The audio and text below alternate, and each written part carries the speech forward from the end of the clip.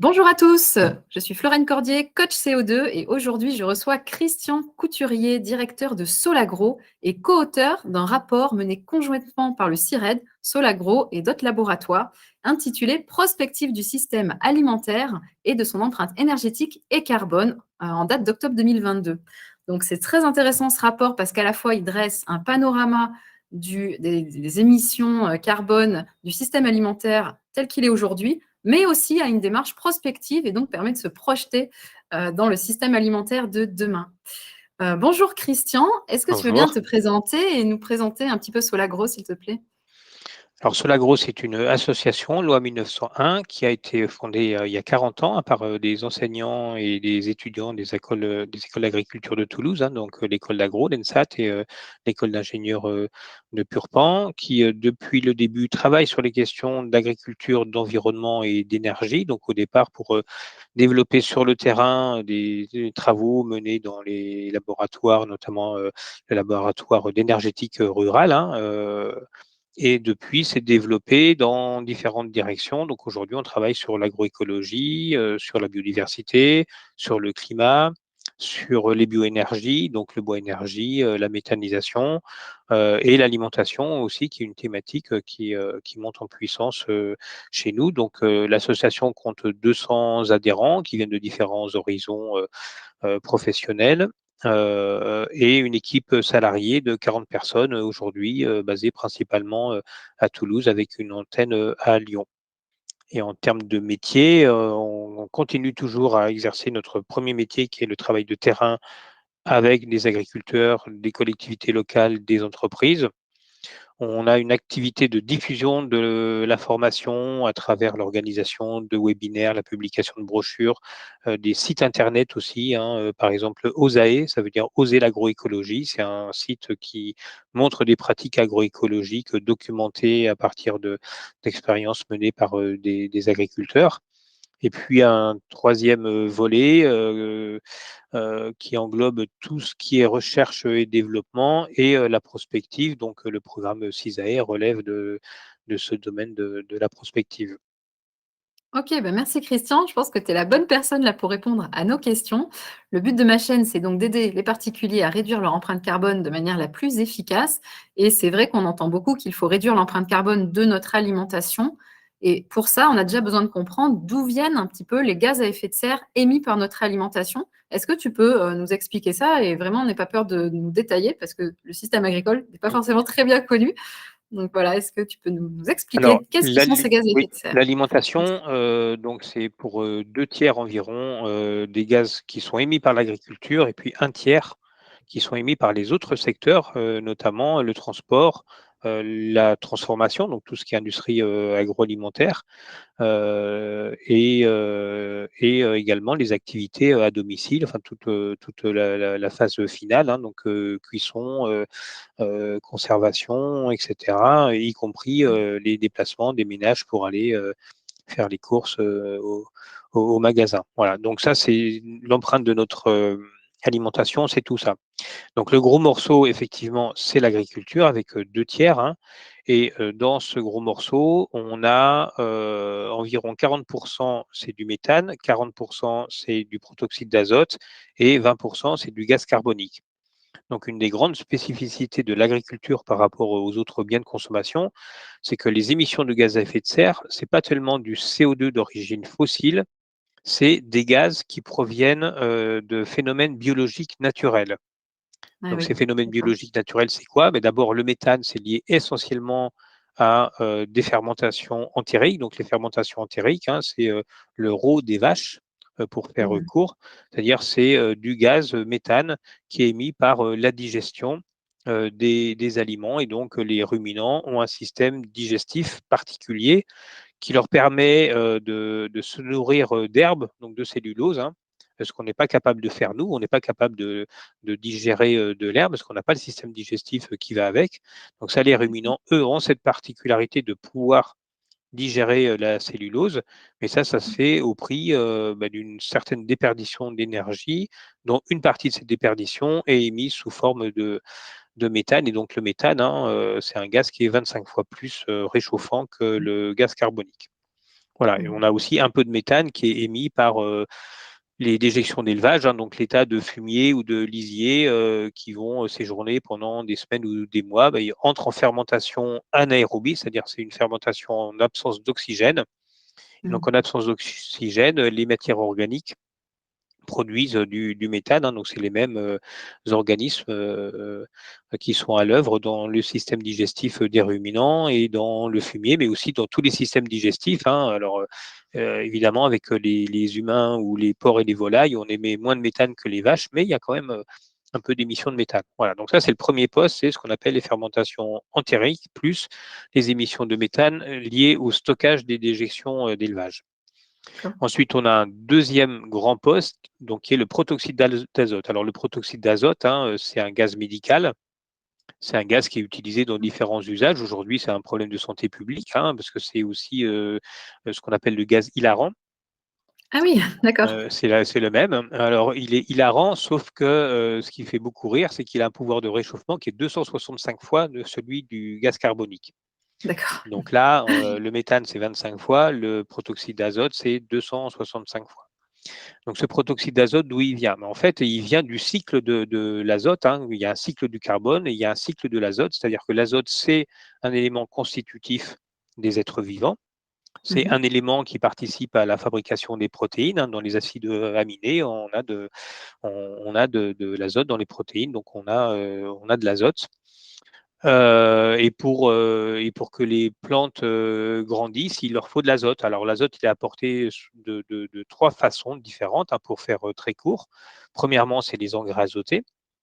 Deuxièmement, c'est les légumineuses. Donc les légumineuses, c'est des plantes qui ont la faculté de fixer l'azote atmosphérique directement grâce à des organismes qui sont fixés sur leurs racines, hein. Donc on parle de fixation symbiotique, hein.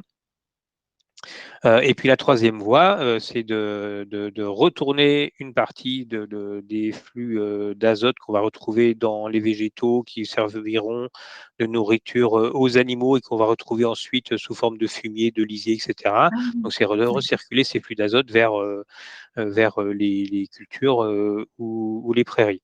Voilà, donc deux d'accord. sources primaires d'azote, hein, les engrais et la fixation symbiotique. Aujourd'hui, la proportion, c'est 10 fois plus d'engrais que d'azote fixé par voie symbiotique, hein. Et puis des flux de recirculation sous forme, alors principalement de fumier et de lisier, mais on a aussi tout l'azote contenu dans les résidus de culture, ce qu'on appelle les engrais verts. Ça peut être aussi le compost et le digestat issu des déchets ménagers, etc. Voilà. Donc on va apporter de l'azote aux plantes pour qu'elles puissent pousser. Et quand on apporte de l'azote, il y a une partie qui est perdu, qui n'est pas fixé par les plantes, hein. Il peut y avoir des apports en excès. Donc, il y a une partie de l'azote qui est perdue. Donc, il va être perdu sous forme de nitrate qui va ruisseler et potentiellement contaminer les eaux de surface. Une partie qui va être perdue sous forme d'ammoniac, donc qui va être volatilisé dans l'air. Et puis, à chaque fois qu'on a des pertes d'azote, il y a aussi des réactions biologiques qui vont transformer en partie ces nitrates ou cet ammoniac en protoxyde d'azote. Donc, les flux sont très faibles, hein. On estime qu'il y a peut-être 1% de l'azote qu'on va apporter qui va être transformé en protoxyde d'azote. Mais comme le potentiel de réchauffement est très élevé, au bout du compte, on a un gaz, le protoxyde d'azote, qui représente pratiquement les mêmes quantités que le méthane quand on l'exprime en pouvoir de réchauffement global.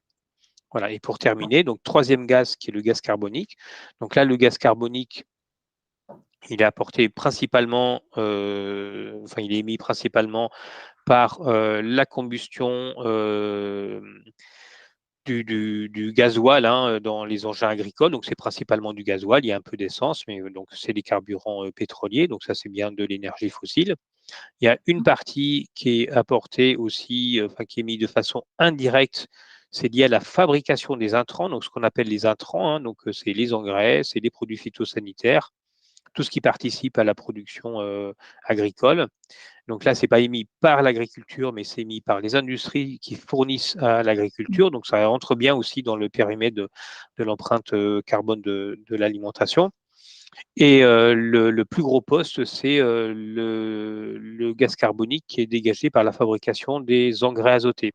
Pour fabriquer des engrais Ah oui. azotés, donc l'ammoniac, hein, l'ammoniac, c'est de l'azote et de l'hydrogène. Pour ça, ben, on utilise du gaz naturel, donc du CH4, hein, Mmh. du méthane, plus de l'azote atmosphérique. Et quand on recombine du CH4 et de l'azote pour faire du NH3, ben, on a du carbone et donc c'est émis sous forme de gaz carbonique. Donc on a, pour fabriquer 1 kilo d'azote, il faut à peu près 1 kilo de méthane et on va émettre 2,5 kg de gaz carbonique à peu près. Voilà, D'accord. plus quelques autres intrants. Donc on peut aussi avoir besoin de chauffer les terres. Donc quand on chauffe les terres, ben, on a aussi du dégagement de CO2, etc. Mais ça, c'est assez mineur, hein. Donc vraiment, les deux gros postes, c'est bien le carburant pour les engins agricoles d'une part, Mmh. plus le gaz carbonique émis par la fabrication des engrais azotés. Et puis on a aussi, il ne faut pas oublier, les serres, le séchage des produits agricoles, etc. D'accord. Alors c'est marrant parce que moi j'avais cru comprendre que l'agriculture biologique n'émettait pas forcément moins de gaz à effet de serre que l'agriculture conventionnelle. Pourtant, j'ai l'impression que les engrais de synthèse émettent quand même pas mal de protoxyde d'azote et de CO2 dans leur fabrication. Oui, tout Qu'est-ce à qu'il en fait. est Les engrais de exactement? synthèse en émettent, mais l'épandage du fumier aussi émet du protoxyde d'azote, hein, Ah voilà, et oui, quand on épand le fumier. Et donc tout ça, d'accord. ça va Mmh. dépendre du niveau enfin, du taux d'utilisation de l'azote, hein, par les plantes, hein. C'est vrai D'accord. que les engrais azotés émettent beaucoup au départ. S'ils sont Mmh. bien dosés, ensuite on peut les apporter plus facilement la bonne dose au bon moment quand les plantes en ont besoin. C'est moins sujet à volatilisation quand on épand du fumier, hein, ça dépend des techniques d'épandage du fumier, mais il y a toute une partie de l'azote qui se volatilise quand on épand le fumier. Donc on peut D'accord. avoir des bilans qui sont relativement contrastés. En fait, quand on regarde les bilans globaux, il n'y a pas tant d'écart que ça entre l'agriculture biologique et l'agriculture conventionnelle, hein, mais l'agriculture biologique n'émet pas plus de gaz à effet de serre que l'agriculture conventionnelle, mais ça, on y reviendra peut-être après, parce que c'est un petit peu plus compliqué que ça, en fait. Ah oui, d'accord, OK. Ça marche. Et sur l'aspect, transport du coup, c'est vrai que j'avais aussi beaucoup entendu n'était pas forcément, très important par rapport à tout l'aspect agriculture et pourtant dans le rapport dit quand même que chercher à rapprocher les lieux de production des lieux de consommation, c'est un enjeu majeur. Est-ce que tu peux nous expliquer ça? Alors, c'est un enjeu majeur aujourd'hui. Alors, c'est vrai que le transport pèse moins que l'agriculture, mais c'est quand même un poste qui est pas du tout négligeable, hein. Et il pèse aussi en énergie. C'est-à-dire que quand on fait une approche uniquement en carbone, ça peut masquer le fait que bah, même si c'est vrai que dans l'alimentation, le poste méthane et protoxyde d'azote pèsent plus que le poste CO2, quand on fait la part en énergie consommée, Mmh. l'agriculture représente pas les deux tiers par contre. Ce qui représente l'essentiel des dépenses d'énergie. Donc c'est beaucoup plus équilibré, hein. Il y a l'agriculture, il y a la transformation, il y a les transports, il y a l'usage final. Et donc là, on a 4 quarts inégaux, mais les transports D'accord. représentent quand même une part qui est tout à fait importante. Et donc c'est pour ça en prospective, alors si on considère que demain, de toute façon, toute l'énergie sera décarbonée, bah, tout va bien. Donc, tous les postes énergie pèseront pour 0, mais cette énergie décarbonée, il faut bien la produire quelque part. Oui, Donc, c'est elle est pour pas ça que finie. voilà, et c'est pour ça que l'empreinte en énergie, c'est Oui, important parce que ça permet de dire: «Attention, on décarbone parce qu'on a suffisamment d'énergie pour couvrir les besoins avec de l'énergie décarbonée». d'accord. OK, je comprends. Donc on a quand même cet enjeu-là effectivement et donc on peut continuer à essayer de manger local le plus possible donc si je Bah, comprends disons, bien. voilà, donc nous, on dit, il faut manger, bio, local et de saison. D'accord, très bien, merci. Alors sur les 5 scénarios prospectifs qui sont étudiés, il y en a 2 qui permettent de réduire significativement les gaz à effet de serre, hein. Ils s'appellent génération frugale et coopération territoriale. Est-ce que tu peux nous expliquer un peu à quoi correspondent ces scénarios, s'il te plaît? Alors, c'est des scénarios d'abord qui s'inscrivent donc dans les scénarios de l'ADEME, hein, l'exercice trajectoire 2050. Donc, nous, on a travaillé Mmh. étroitement avec les équipes de l'ADEME et le programme CISAE et la composante agriculture et alimentation des prospectives trajectoire 2050 de l'ADEME. Donc, nous, on s'est aligné sur les 4 scénarios, hein, qui vont de S1 à S4, donc de génération frugale à pari réparateur. En gros, ces deux scénarios, S1 et S2, sont les scénarios qui reposent sur le comportement des consommateurs à travers des mesures de sobriété, Mmh. alors que les scénarios S3 et S4 sont des scénarios où on demande moins aux consommateurs et plus à des solutions technologiques. C'est pour ça que S4 s'appelle pari réparateur parce que on fait des paris, quoi, hein, Ah donc c'est des paris intéressant, ça veut dire technologiques. qu'on a besoin donc de demander un effort comportemental aux citoyens pour que ça marche. Alors c'est un peu la conclusion qu'on peut tirer, Alors nous, c'est la conclusion qu'on en tire. Dans le scénario S4, on demande peu d'efforts aux citoyens, mais la contrepartie, c'est qu'on fait des paris. Et donc, c'est pas d'accord. des technologies qu'on a aujourd'hui, on tient pas ces technologies, hein, ça repose sur l'espoir qu'on va trouver des solutions pour le futur, hein, et donc c'est un scénario pour nous qu'on juge peu crédible, en tout cas qui tient pas D'accord. ses objectifs en termes de réduction globale des émissions de gaz à effet de serre. Et là-dedans, bah, l'agriculture reste un poste qui est encore assez émetteur et émet quand même nettement plus que les scénarios S1 et S2. Donc pour nous, Mmh. les scénarios qui sont les plus crédibles, en tout cas qui sont les plus en attente avec, enfin en phase avec les attentes, c'est bien S1 et S2. Alors S1, donc l'exercice de l'ADEME, pour moi, c'est un exercice qui borne le débat. C'est-à-dire que S1 va très loin quand même sur la sobriété et S4 va très loin sur les paris technologiques. D'accord. C'est pour dire qu'on n'ira pas au-delà de S1 en termes de sobriété, on n'ira pas au-delà des technologies non plus par rapport à S4. Donc à l'intérieur de ça, ben voilà, ça ouvre le débat et la discussion. Donc le scénario S1, c'est un scénario qui repose sur un régime alimentaire avec moins 70% de viande. S2, c'est moins 50% de viande. S3, c'est moins 30%. Et S4, c'est moins 10%. C'est-à-dire, c'est à peine le tendanciel. Voilà. Donc S1, Mmh. S2, c'est bien des scénarios qui reposent sur alors beaucoup de sobriété dans l'alimentation, des systèmes aussi agricoles à très bas intrants, donc très peu d'engrais azotés, très peu de produits phytosanitaires. Et donc c'est bien ce changement très important de régime alimentaire, hein, qui permet, malgré l'extensification de la production agricole, mais de pouvoir convertir 3 millions d'hectares de terres agricoles en espaces naturels, dont principalement des forêts et beaucoup Mmh. d'espaces naturels dans les zones de grande culture actuelles pour restaurer de la biodiversité.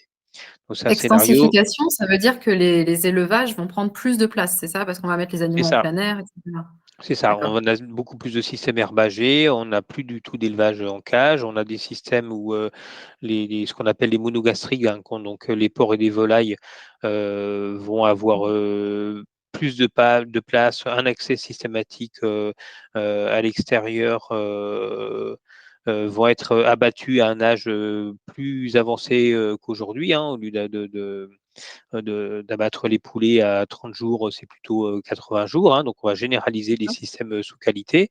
Et en faisant ça, ben, on dégrade un indicateur qui s'appelle l'indice de consommation, c'est-à-dire qu'on n'abat pas les animaux au moment où ils sont au maximum de rentabilité en termes de quantité de grains consommés pour produire 1 kilo de viande. Voilà. D'accord. Donc on va plus viser la qualité, mais ça veut dire que, bon, on va augmenter cet indice de consommation. Globalement, pour produire 1 kilo de poulet, on a besoin de plus de kilos de grains que ce qu'on a dans les élevages intensifs.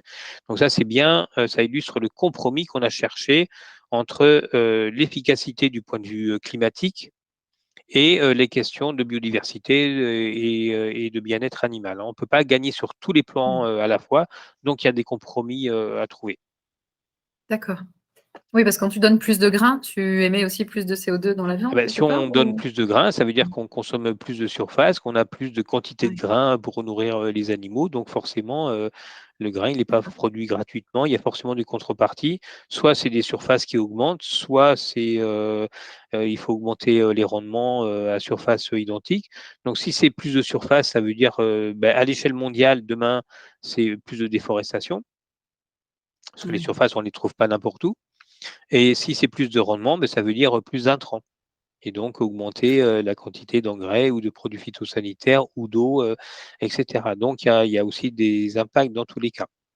Ah oui, c'est une équation compliquée, C'est une exploration l'agriculture. qui est très compliquée et donc qui oblige à faire des choix et des compromis.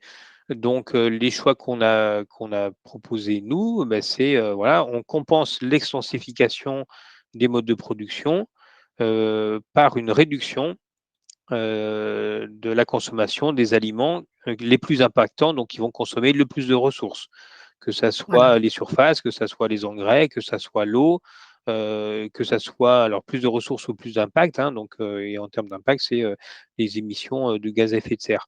Donc c'est bien cette équation qu'il faut trouver, hein. La sobriété autorise, à, massifier des systèmes qui sont plus extensifs et qui consomment plus de surface, hein, parce que c'est ça D'accord. l'extensification, c'est qu'on a plus de surface pour la même production et donc si on ne Eh veut pas oui. augmenter les surfaces dans la valeur absolue, si on a plus de surface pour la même production, mais il faut moins consommer de cette production.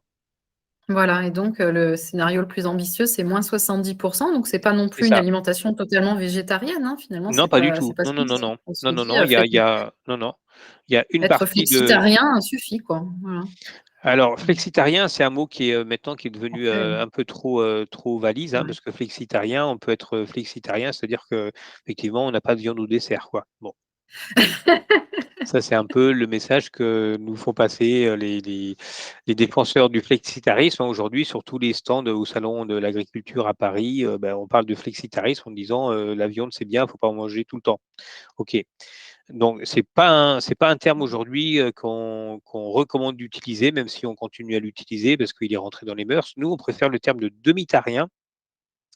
Donc le D'accord, terme de demi-tarien, c'est un terme qui a été, inventé il y a une petite quinzaine d'années, hein, et qui dit, moitié moins de viande que le régime, ordinaire.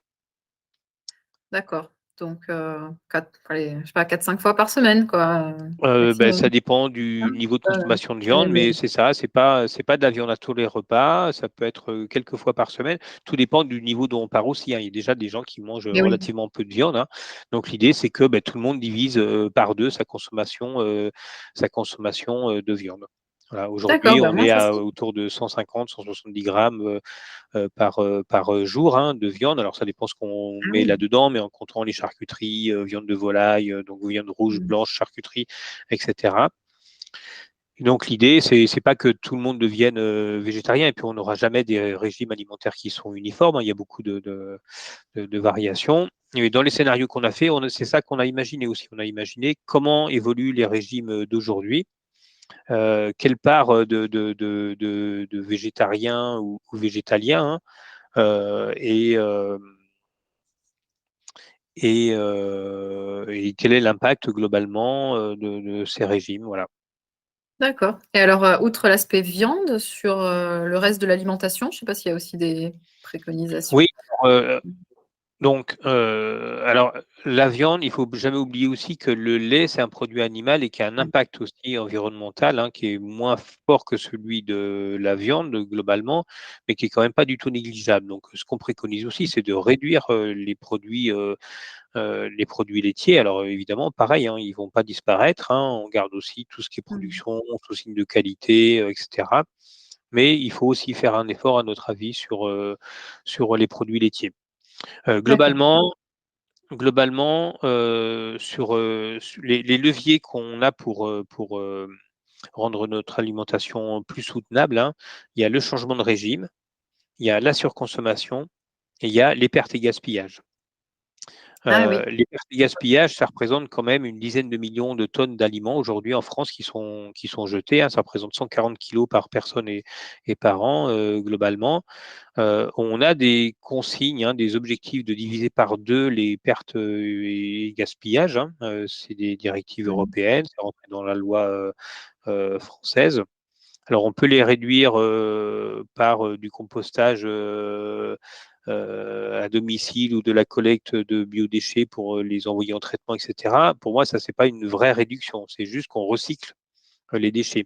Mais à la base, il a quand même fallu les produire, donc il faut éviter de produire des déchets qu'on va jeter. Donc réduire les pertes et gaspillages, beh, c'est éviter que les légumes pourrissent dans le frigo, qu'ils soient jetés par, les commerçants parce qu'ils ont, ils sont jugés, non commercialisables et cetera. Donc il y a Oui. tout Et ce tu tout d'accord. Ça se situe où, aujourd'hui, les pertes alimentaires? C'est ça plutôt se chez le situe particulier non, ou dans la grande justement, c'est distribution? distribué un Non? peu partout, Mmh. les Ah, c'est pertes et un peu partout? gaspillages, il y en Oui, quand a même. chez les D'accord, particuliers, il y en a dans la restauco, dans d'accord, la restauration professionnelle d'une façon, générale. Il y en a au niveau de la distribution, et cetera. Donc il y en a un petit peu partout. d'accord, Plus, tout ce qu'il y a en amont, hein, au niveau des industries, puis au niveau de l'agriculture, proprement dite. Bon, mais là, d'accord. les industries agroalimentaires, en général, il y a quand même relativement peu de déchets valorisables parce que c'est des processus où on va chercher à tout optimiser, tout valoriser, tout exploiter, et cetera. OK. Bon, il y a toujours des déchets de fabrication qu'on peut utiliser d'une façon ou d'une autre, mais les gros leviers pour l'instant qui n'ont pas été encore, suffisamment attaqués, c'est vraiment au niveau de la distribution et des usagers, finaux. D'accord, très bien. Il y a un Et alors levier qu'on oublie aussi, souvent, c'est le levier de la surconsommation. C'est-à-dire que quand on regarde aujourd'hui la consommation de protéines, grosso modo, un adulte a besoin de 60 grammes de protéines, par jour, hein. On en d'accord. consomme, alors qu'on ne sait pas très bien, exactement, mais on en consomme entre 80 et 90. C'est-à-dire Ah qu'on doit d'accord, on mange trop de surconsommer. protéines. On Ah oui. mange beaucoup trop de protéines par rapport à nos besoins physiologiques. Là, parce qu'on est, OK. pour la majorité d'entre nous, hein, on est des sédentaires, on n'a pas besoin d'autant de protéines, et donc voilà, quand on dit qu'on mange trop, ben c'est pas juste, une chanson, c'est bien une réalité. On mange trop et notamment on mange trop de protéines, on mange, trop de sucre, simple, Mmh. trop gras, trop salé, trop sucré, hein. Ça, c'est bien connu et ce qu'on oublie de dire, c'est aussi trop protéiné. Oui, c'est vrai qu'on n'en parle pas de ça, oui, Non, donc et c'est trop OK. protéiné. On a des régimes qui sont trop riches en protéines et donc le D'accord. simple fait de réduire la surconsommation de protéines, en fait, par rapport à alors, nous, on préconise pas d'aller vers des scénarios de -70 de consommation, de viande, hein. En tout cas, sur l'agro, c'est pas l'option, qu'a notre faveur. Les -70 c'est intéressant pour voir jusqu'où on peut aller, pour aller, très loin. -70 à l'horizon 2050, ça nous paraît quand même difficile, à atteindre, hein, on s'oriente pas vers ça. Le -50, ça paraît, déjà plus raisonnable, même si ça reste encore, très difficile, mais ça nous paraît, plus raisonnable et ce -50, on pense qu'on peut faire à peu près la moitié du chemin, simplement en réduisant les protéines d'origine animale, avant même de parler de substitution par des protéines d'origine végétale. Ah voilà. Et Oui, ça, c'est parce que intéressant parce que les protéines d'origine végétale, alors il y a plein de sources, hein, des protéines, il y en a dans plein de végétaux, à commencer par les céréales, hein. mmh, Les céréales, c'est quand même un de nos principaux apports, de protéines et puis l'autre apport, bah, c'est les légumineuses. Alors les légumineuses, c'est, les lentilles, c'est les pois chiches, c'est tous les haricots, secs ou verts, et cetera. Donc là, il y en a beaucoup. Simplement, cuisiner les légumineuses aujourd'hui, bah, c'est compliqué, plus les compliqué. les Eh gens oui. cuisinent pas, spontanément des légumineuses. On arrive le soir après le travail à la maison, on va Et pas oui, se dire: c'est «Tiens, long à cuire, qu'est-ce que j'ai au il faut faire frigo? Ah ben, germer, je vais mettre faire mon pois chiche, tremper, voilà. à tremper et puis il sera prêt pour, demain matin au petit déjeuner», quoi. Bon, c'est pas comme ça que ça se passe et donc Mmh. ça reste un peu compliqué. Ça demande une organisation et cetera, donc c'est vrai qu'on perçoit bien que c'est une contrainte pour les gens. En même temps, les légumineuses, ça a plein d'intérêts. Ça peut aussi se préparer, s'anticiper, enfin il y a aussi, plein de solutions pour ça. Puis ça il y a aussi des intérêts agronomique pour les légumineuses. Donc nous, on encourage le retour des légumineuses dans l'alimentation et dans la cuisine, hein, Mmh. sachant qu'il y a un certain nombre de contraintes, mais il ne faut pas imaginer qu'une alimentation moins carnée, c'est forcément remplacer le steak de bœuf par sa même quantité en pois chiches. Oui, C'est pas comme ça que ça va se passer. C'est déjà réduire les grammages, réduire le nombre de prises de viande, donc le repas avec viande, hein. Donc on peut jouer sur les 2 paramètres, hein, à la fois le grammage, et cetera, hein, le nombre de prises et puis la substitution par des protéines d'origine, végétale, hein. C'est pas que les légumineuses, ça peut être aussi, des céréales, ça peut être des légumes, frais, enfin de type haricots et cetera, voilà. Donc il y a plusieurs, d'accord. solutions. Et tu disais tout à l'heure que les légumineuses fixent l'azote. Est-ce qu'il y a un intérêt Absolument. particulier d'un point de vue climat, justement? Ben oui, alors il y a un intérêt du point de vue climat parce que la fixation, symbiotique de l'azote, ça permet d'éviter de fixer l'azote, par, l'autre voie qui est, la voie, de la chimie, hein, c'est-à-dire la production, d'engrais, azotés dont je parlais tout à l'heure. C'est-à-dire que pour faire 1 kilo d'engrais, il faut à peu près 1 kilo de gaz naturel. Donc les Donc légumineuses demandent moins d'engrais, c'est ça que mais les les céréales? légumineuses apportent Mmh. de Ah l'engrais oui, aux cultures suivantes. En fait, on va fixer de d'accord. l'azote dans les légumineuses, dans toute la plante, hein, donc Mmh. que ça soit la partie aérienne, donc les graines qu'on va récolter et puis la partie racinaire ou la tige, qui est aussi riche, en azote et qu'on va, laisser sur place et donc quand on a des cultures de légumineuses, on réduit de beaucoup, hein, la fertilisation de la culture, suivante de céréales, par exemple. Ah Voilà, oui, donc donc on fait l'association. tourner pour qu'il y ait, des légumineuses à un moment, puis on met des céréales Voilà, dessus, donc puis ça on c'est le remet des principe, c'est ce légumineuses, qu'on c'est appelle ça? la rotation. Donc en agriculture, c'est D'accord. pratiqué depuis tout le temps, hein, tu te souviens, on parlait des rotations biennales ou triennales au Moyen Âge, hein, si ça te dit quelque Ah chose, ouais, hein? Voilà d'accord. et donc les rotations, c'est un principe de base de l'agronomie. On cultive pas la même Mmh. plante tous les ans sur la même parcelle. D'accord. Grosso modo, c'est à peu près comme ça que fonctionne, l'agriculture française et à peu près toutes les agricultures, du monde. Il n'y a pas beaucoup de surfaces où on est vraiment en monoculture, où la même plante revient tout le temps sur la même surface. Et donc, dans une rotation équilibrée, on va avoir les rotations. Alors, du point de vue agronomique et de la biodiversité, plus une rotation est longue, grosso modo, mieux c'est, hein. Et donc, on Mmh. va viser des rotations qui vont faire au moins 4 ans, 5 ans, 6 ans, jusqu'à 8 ans, hein. Et donc, dans une rotation de 8 ans, on va avoir plusieurs fois des céréales, on va avoir des oléagineux, et puis on va avoir des protéagineux, hein, donc des légumineuses, hein, soit des légumineuses graines, comme lentilles, euh, pois chiches, etc., ou des légumineuses fourragères comme, de la luzerne, hein, qui va servir à nourrir alors, pas les humains mais les animaux et donc quand on a une rotation avec, des légumineuses ça permet de réduire, la consommation d'engrais azotés. D'accord, donc bon, mangeons tous des légumineuses et Voilà. ça sera bien. Dans le rapport aussi, on parle des produits importés, et il y a un scénario coopération territoriale, je crois, qui permet de les réduire.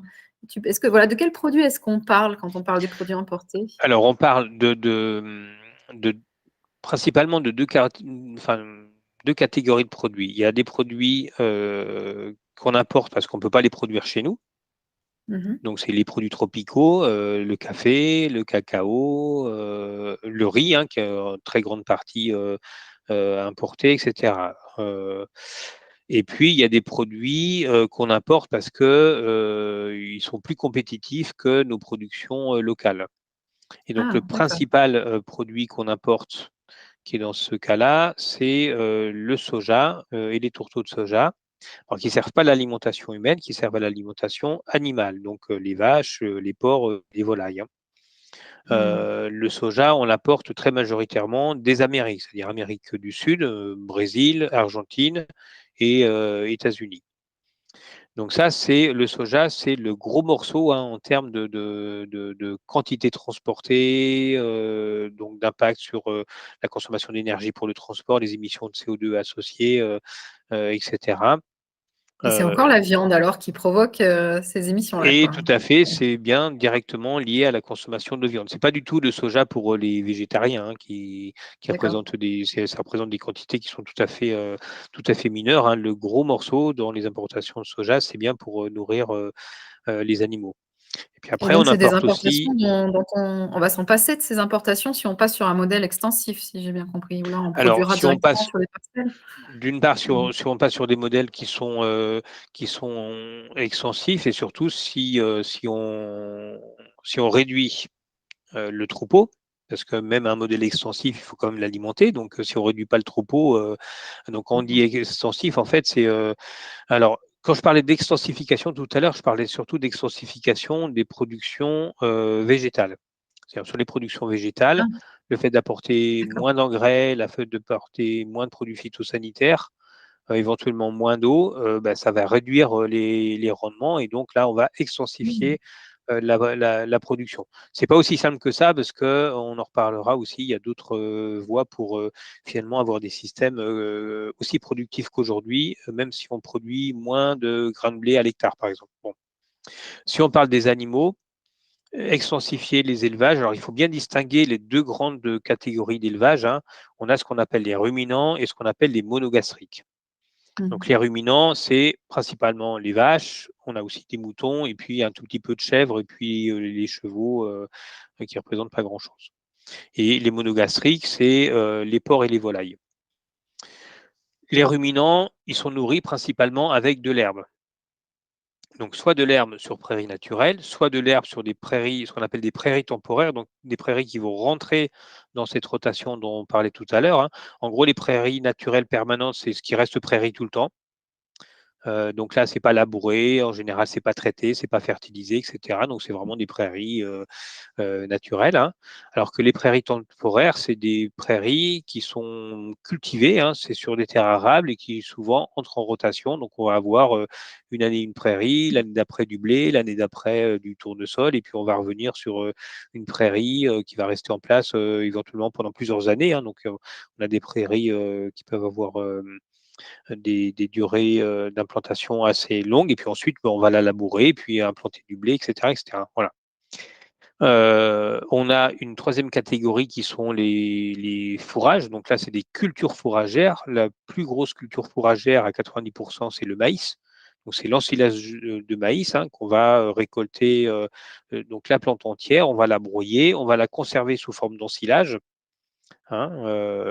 Donc c'est une fermentation qui permet de conserver le maïs pendant toute la saison d'hiver, hein. Voilà, et donc ça, c'est aussi une grosse source de fourrage pour les ruminants. Et puis ensuite, on va donner aussi aux ruminants ce qu'on appelle des concentrés. Donc les concentrés, c'est quoi?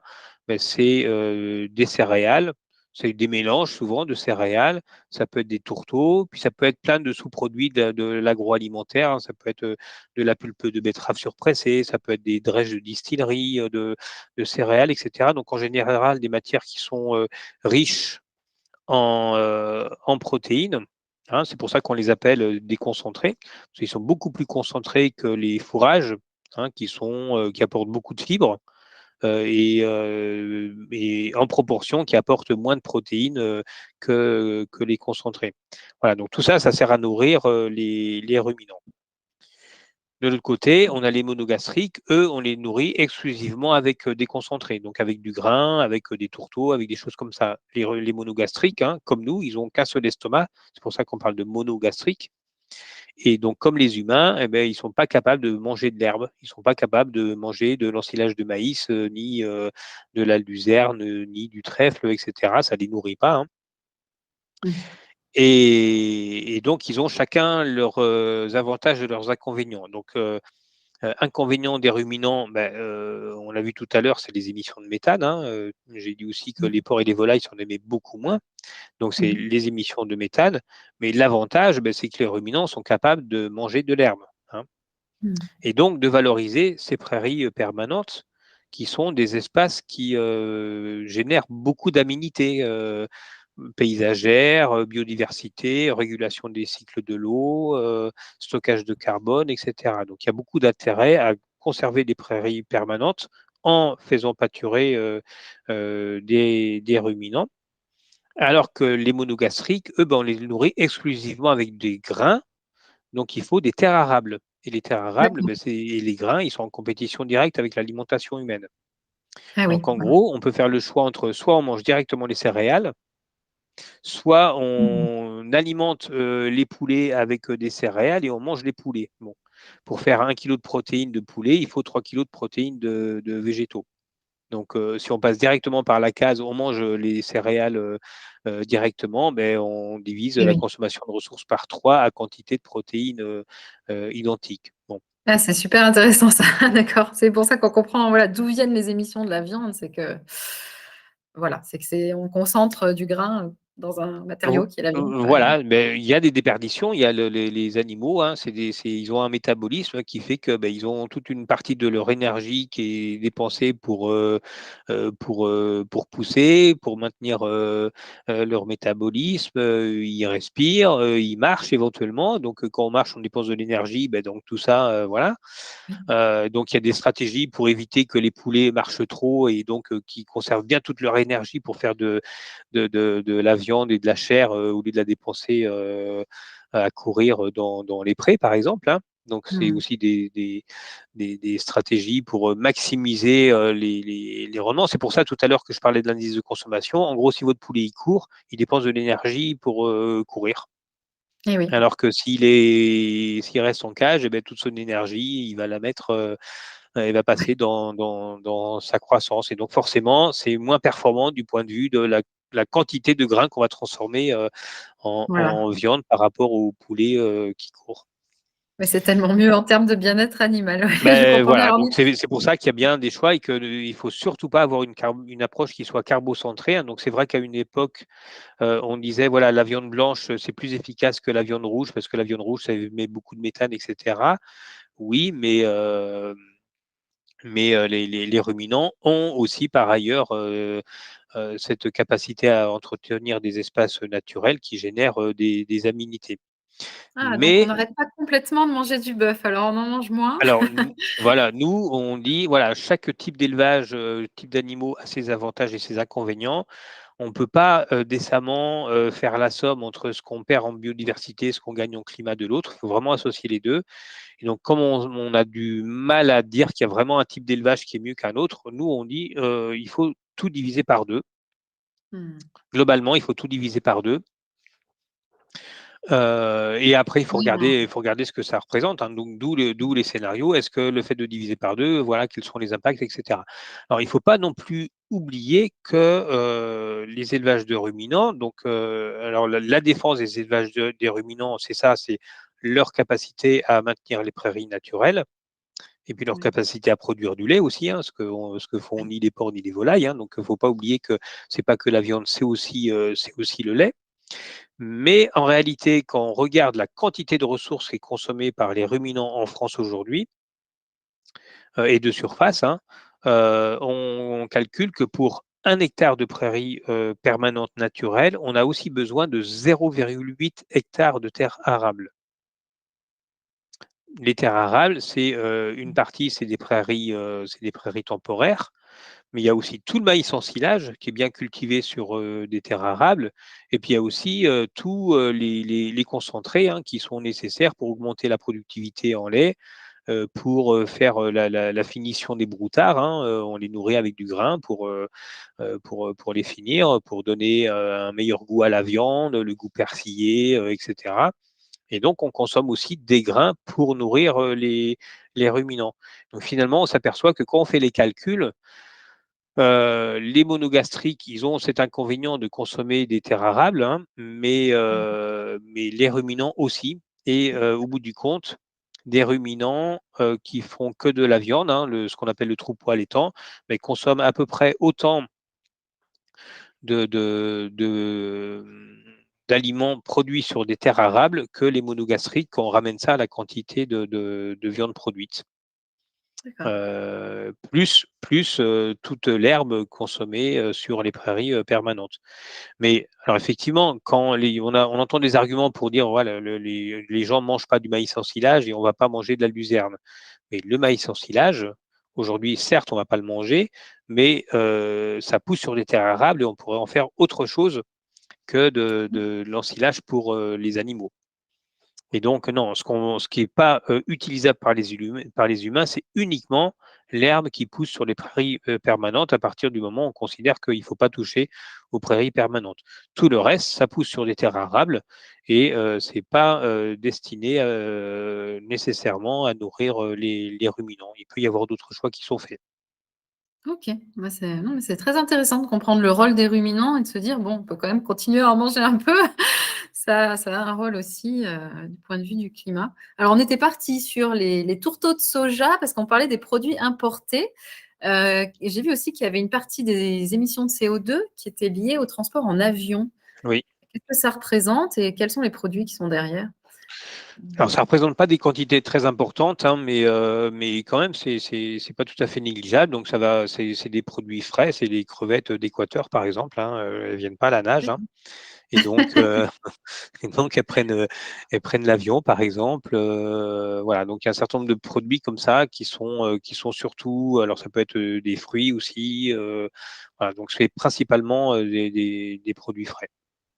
D'accord, et donc sur cela, la recommandation, c'est de réduire au maximum la consommation de ces produits? Oui, c'est ça, c'est-à-dire qu'il y a des produits sur lesquels, bah, oui, on peut se passer des crevettes qui viennent de l'Équateur, hein, c'est pas un impératif, absolu. Donc on a aussi travaillé sur, donc dans le scénario S1 notamment. En gros, le scénario S1, on voulait aller, jusqu'au bout de ce qu'on pouvait faire nous, en tout cas, hein, en termes de réduction des importations. Alors la contrepartie de réduire les importations, c'est aussi qu'on réduit les exportations. C'est un peu logique, hein, c'est dans une logique où, bah, on est plus, autosuffisant au niveau français ou européen. Ça serait pas logique de dire: «On réduit les importations, mais les pays, voisins vont continuer à nous acheter nos produits alimentaires et eux, ils ont pas de restrictions».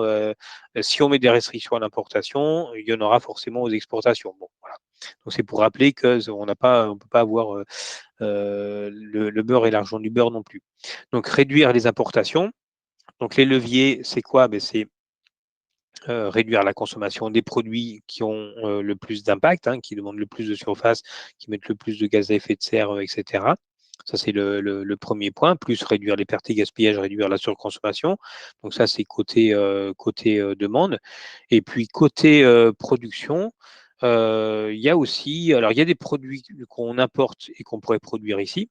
Par exemple, on devient de plus en plus, importateur de viande de volaille, hein. Donc aujourd'hui, je crois qu'on est arrivé juste à l'équilibre, alors qu'il y a encore 10 ans, la France était un pays exportateur, net de volaille et on exportait beaucoup plus que ce qu'on importait. Là, aujourd'hui, ça s'est dégradé. Sur la viande de bœuf, la viande d'agneau, n'en parlons pas, on est extrêmement, importateur, hein, de viande D'accord. d'agneau, Mmh. néo-zélandais. Oui, on apporte l'essentiel de notre consommation. J'ai plus les chiffres, en tête précisément, mais on a ça dans le rapport, mais on doit importer, 80 de notre consommation, globalement. Ah oui, d'accord, et en plus Nouvelle-Zélande, c'est de l'avion ou c'est du bateau, Non, c'est du mmh, bateau, oui, du bateau? D'accord. oui. Après c'est pas des gros volumes, hein, mais Mmh. c'est pour dire que, voilà, il y a des produits qu'on apporte comme ça. Alors, pourquoi on apporte d'ailleurs de l'agneau de Nouvelle-Zélande? Parce qu'en fait, la Nouvelle-Zélande, alors d'abord, ils ont des conditions de production qui sont très favorables, hein, c'est-à-dire qu'ils ont des pâturages, qui sont plus verdoyants plus longtemps dans l'année, donc ils peuvent, avoir des systèmes, extensifs, et puis c'est surtout qu'ils ont une industrie de la laine en fait et la viande d'agneau, c'est un sous-produit de la laine et ils ont le D'accord. marché chinois notamment, qui tire la demande, en laine de Nouvelle-Zélande, hein, et donc ce qui fait que l'agneau, de Nouvelle-Zélande est plus compétitif que l'agneau français. Parce que nous, à l'inverse, on a quasiment plus d'industrie, de la laine, hein, Ah oui, incroyable. Ah oui, c'est déterminé par totalement autre chose en fait. Oui, oui, On n'y tout à fait. pensait pas. Bah, Ouais. c'est des questions de plus ou moins compétitivité en fonction de Alors, il y a une partie qui est liée à des conditions naturelles, hein. Les conditions pédoclimatiques, ça joue quand même beaucoup en agriculture, forcément. Puis après, ben, il y a des choix stratégiques, industriels, commerciaux, etc. La proximité ou pas de marché, qui fait que, ben, voilà, il y a des productions qu'on avait autrefois en France, hein, et qui ont disparu. D'accord. Euh, pour différentes raisons. Donc voilà, donc ça c'est un exemple, hein. Donc là, dans le scénario, on a imaginé de remettre plus d'agneaux en France pour être moins dépendant des importations de Nouvelle-Zélande. Voilà, donc il y a il y a un certain nombre de stratégies de relocalisation, de production, soit qui sont partis, soit comme la viande de volaille, pour lesquelles on a perdu en compétitivité. Et donc, bon, on imagine qu'on regagne de la compétitivité pour réduire nos importations, nos exportations. Et ensuite, il y a des stratégies de substitution. Par exemple, on importe du jus d'orange, hein, Mhm. donc soit sous forme de jus, soit sous forme de concentré, etc. Donc, c'est forcément des importations qui viennent d'ailleurs. Et donc, on s'est dit, on apporte du jus d'orange, mais on pourrait très bien le remplacer par du jus de pomme, du jus de poire, du jus de raisin. Oui. D'autant que dans nos scénarios, on réduit la consommation d'alcool, hein, pour des raisons aussi de santé publique.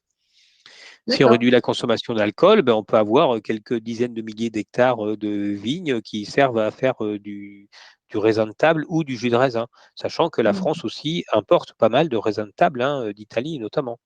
D'accord. Ah oui. Voilà, donc il y a aussi à la Effectivement. fois des Mm. stratégies de relocalisation et puis de substitution en remettant une filière raisin de table, jus de raisin, qui permettrait d'éviter le transport du jus d'orange, les opérations de déshydratation et de Ouais. refabrication de jus, enfin, etc. Alors, j'ai une dernière question Sur liée des- aux résultats qu'on atteint avec ces scénarios. Finalement, ces deux scénarios dont on a parlé, c'est les meilleurs en termes de réduction d'émissions de gaz à effet de serre. Ça réduit à peu près d'un tiers, hein, les émissions de gaz à effet de serre. Est-ce que c'est suffisant? Est-ce que c'est compatible avec les objectifs du GIEC? Et notamment, on mentionne le fait que ces scénarios atteignent la neutralité carbone. Ça, j'ai pas bien compris, parce qu'ils émettent quand même du CO2. Donc, est-ce que tu peux nous expliquer ça? Alors, le scénario S1, on est à moins 60% d'émissions globales de gaz à effet de serre, hein, D'accord. dans Ah S1. oui. Dans S2, on est à moins 50% à peu près. Il n'y a que dans S4 où on est plutôt à euh, moins 35%, enfin réduit d'un tiers, hein, mais c'est que S4 qui réduit de un tiers. Ah, d'accord. Les autres, on est bien sur des niveaux. Grosso modo, l'objectif, c'est de diviser par deux les émissions de gaz à effet de serre de l'agriculture. On ne D'accord. peut pas Hmm. atteindre la neutralité carbone en agriculture parce que, comme je disais, c'est des gaz qui sont liés à des phénomènes naturels. Et donc, dès qu'on fertilise, même si on fertilise une culture avec du fumier, hein, comme je l'ai expliqué Mhm. tout à l'heure, on a quand même des dégagements de protoxyde d'azote. On ne peut pas ne pas avoir du tout de dégagement de N2O. Et puis, si on veut pas du tout de méthane, ben, il faut plus de vaches, quoi. Donc, alors les technologies qui permettent de réduire les émissions de méthane, etc. Bon, c'est des solutions techniques qui sont encore à l'étude, sur lesquelles il y a plein d'incertitudes, donc on n'est pas les effets secondaires, etc. Donc ça, nous, on a un peu mis de ces solutions-là, hein. Ça peut passer par la génétique, modification de l'alimentation, enfin, etc. Il y a des progrès faisables, hein, mais en aucun cas, c'est la solution pour réduire les émissions de méthane. Réduire les émissions de méthane, 80% de la solution, c'est réduire le cheptel, quoi. Voilà. Ah oui, voilà, d'accord. Ok. Donc, on ne peut pas être à zéro. Mais dans les scénarios de neutralité climatique, il n'y a aucun scénario qui a zéro émission brute de gaz à effet de serre. En fait, il reste toujours un talon d'émissions de gaz à effet de serre dans tous les scénarios globaux, hein, Mhm. pas que pour l'agriculture. Et on voit bien, donc ça c'est dans la stratégie nationale bas carbone, par exemple, hein, aujourd'hui, dans la SNBC, on a en 2050 divisé les émissions de gaz à effet de serre. On a pratiquement sorti tout le gaz carbonique des transports et du bâtiment. Et il va rester deux sources. Il va rester un peu dans l'industrie, parce qu'on va continuer à produire du ciment, et quand on fait du ciment, on émet du CO2 parce qu'on utilise des roches carbonatées Et donc forcément, on émet du CO2. Et puis, il va rester l'agriculture avec le méthane et le protoxyde d'azote.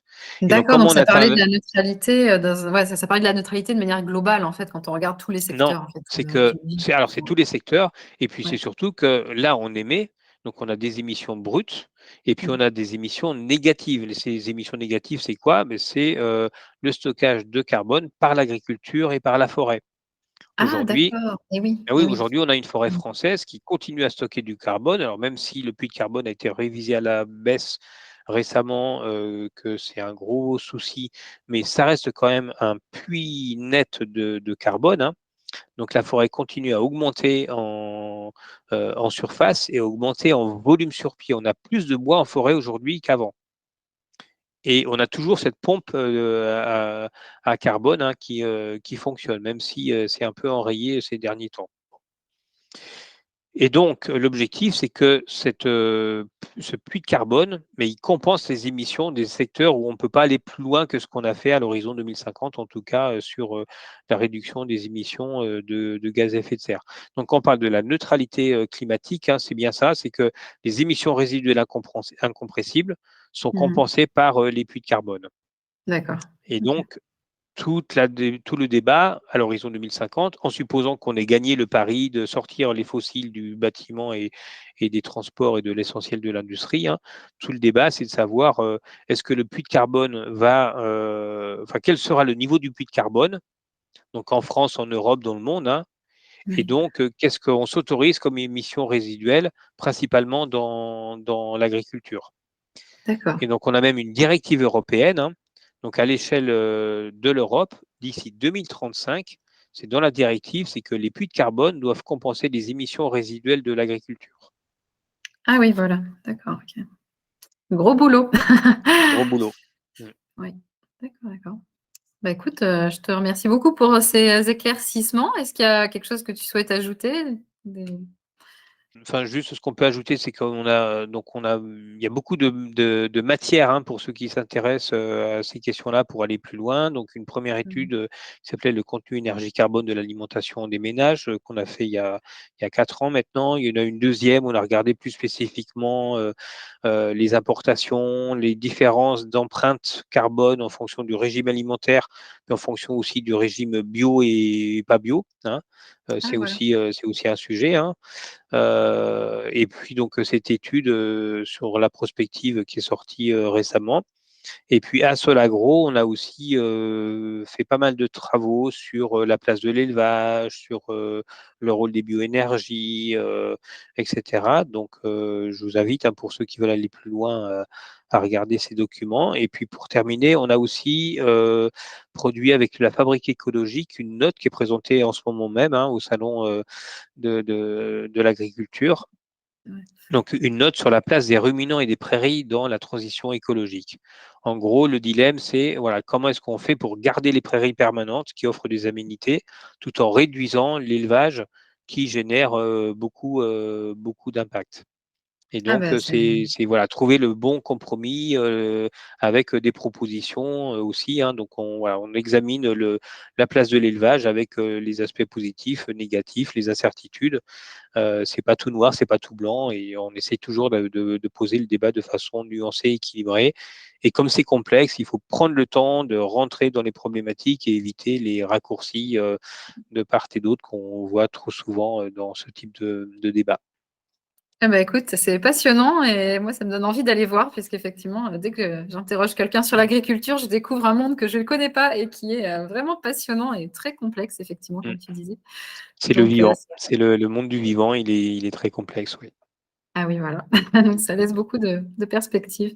Eh ben, Mmh. écoute, un grand merci pour toutes ces explications. Je pense que ça nous Avec éclaire plaisir. énormément sur tout un tas de sujets et comme tu disais, ça évite de faire des raccourcis, trop faciles de type, arrêtons totalement la viande ou quoi. Donc, je pense que ça apporte beaucoup de, voilà, de nuances dans ce débat. Donc écoute, un grand merci pour ton temps et puis, bonne continuation dans tes recherches du coup. Merci, bah, Au toi revoir. aussi. Au revoir.